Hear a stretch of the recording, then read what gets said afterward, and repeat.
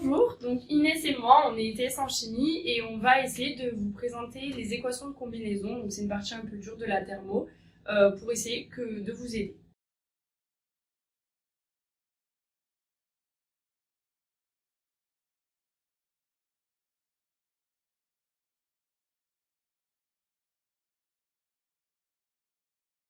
Alors ici du coup, on va commencer avec cette réaction.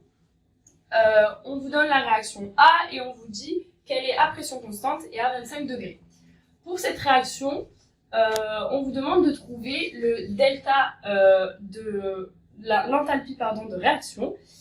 Ici, on va chercher en fait à détailler les réactions de combustion des constituants qui composent la réaction A pour pouvoir ensuite faire une combinaison d'équations afin de trouver l'équivalent de votre enthalpie de la réaction totale.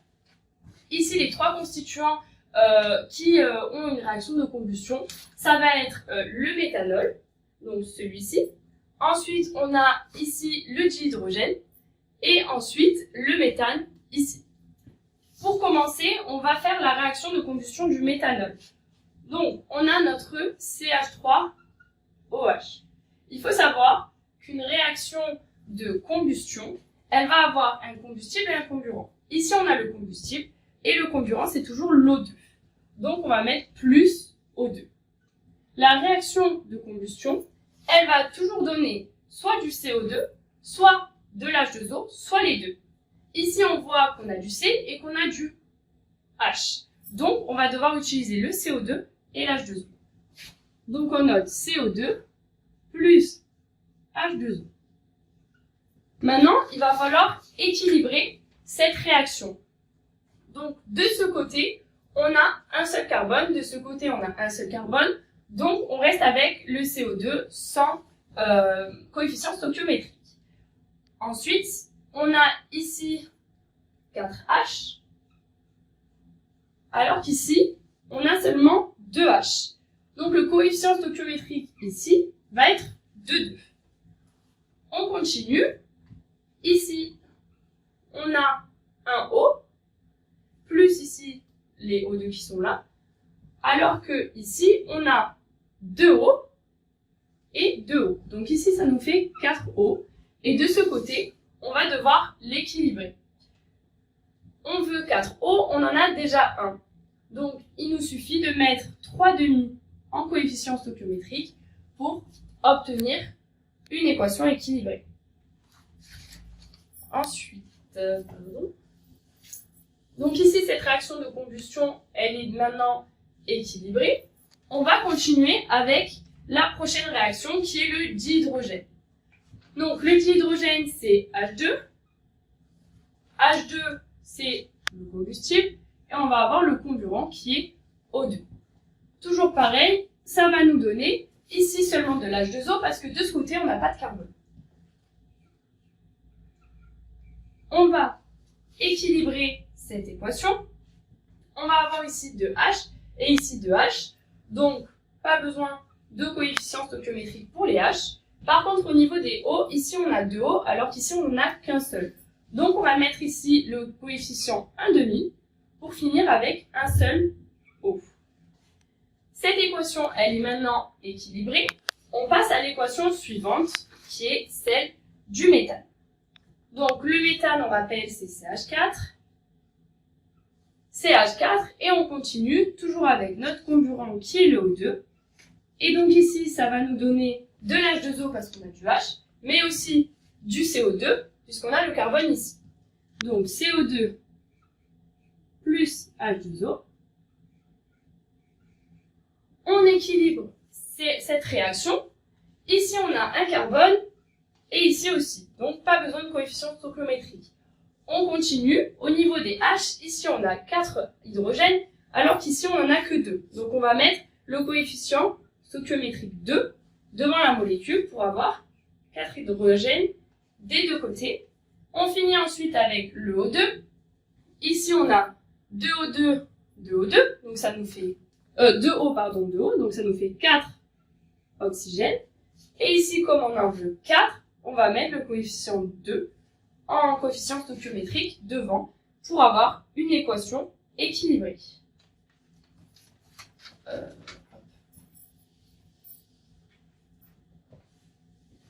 Pour finir, il faut que la combinaison de ces trois équations donne l'équation finale A. Donc, pour cela, on va réécrire en dessous l'équation finale. Hop. Et on va essayer d'équilibrer tout ça de manière à ce que ça nous donne la bonne équation.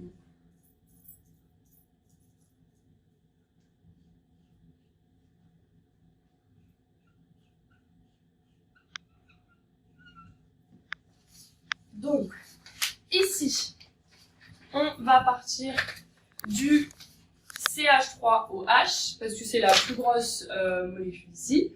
On va regarder, ici, elle y est en une seule fois. Donc, on va la garder en une seule fois ici aussi. On continue. Ici, pour le H2, on voit que, et elle est du bon côté d'ailleurs. Donc, on va ici garder cette équation en une seule fois. Ensuite, on continue avec le H2. Ici, le H2, il est du bon côté aussi de l'équation, c'est-à-dire du côté des produits. Ici, on n'a besoin que de un seul H2, et ici, il n'y en a qu'un, donc c'est parfait. On va aussi prendre cette équation en une seule fois. Pour finir, on va prendre le CH4, mais ici, on voit qu'il est du côté des produits, alors que nous, non, il est du côté des réactifs, pardon, alors que nous, on le veut du côté des produits. Donc en fait, pour ça, on va devoir tourner l'équation. Pour tourner l'équation, on va faire en fait fois moins 1.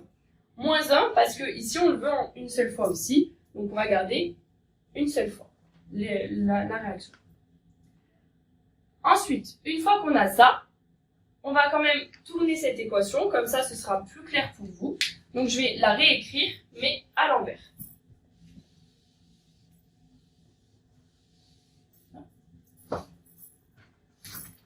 On obtient du coup à l'envers 2 H2O plus CO2 qui va donner du méthane, donc c'est H4, plus 2O2.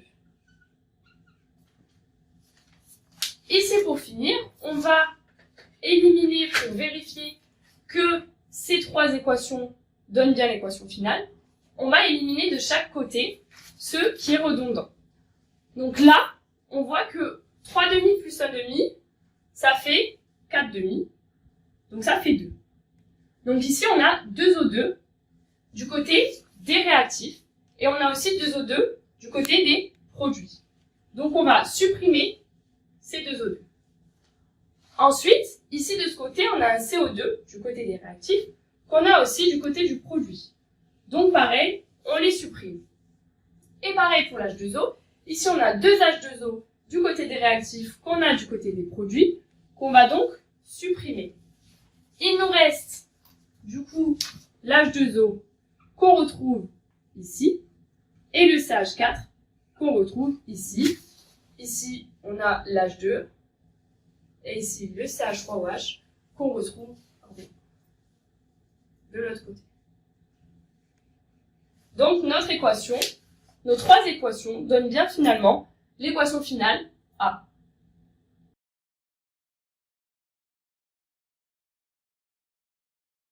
Ok, donc maintenant on va passer à la fin de cet exercice qui est de trouver delta R de HA, donc de la réaction A. Julie, vous avez déjà fait le plus gros, donc ici on va juste passer à la résolution sur la partie littérale et ensuite sur la partie numérique. Donc vous avez les trois réactions de combustion ici.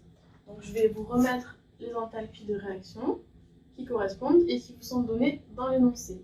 Donc vous avez celle de la réaction 1, de la réaction 2 et de la réaction 3.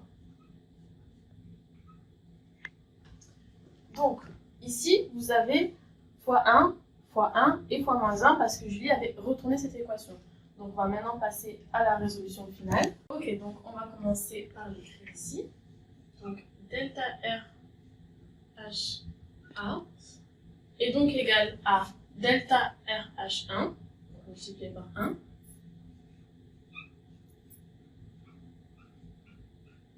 plus delta RH2, toujours multiplié par 1,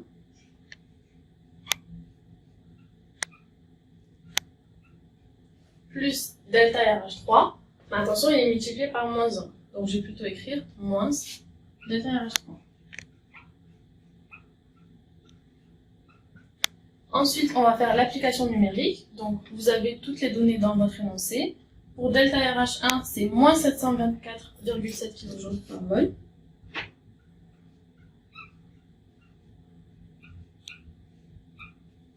Delta RH2, c'est moins 286,1.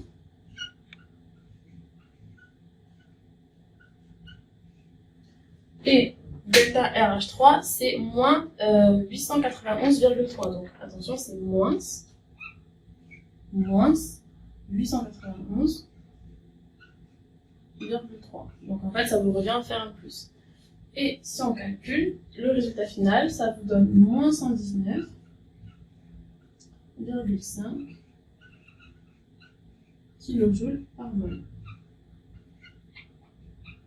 Vous avez donc un delta RHA final qui est négatif, vous avez donc une réaction exothermique. On espère du coup que cette vidéo vous aura servi et qu'elle vous a aidé. Et bon courage pour la suite!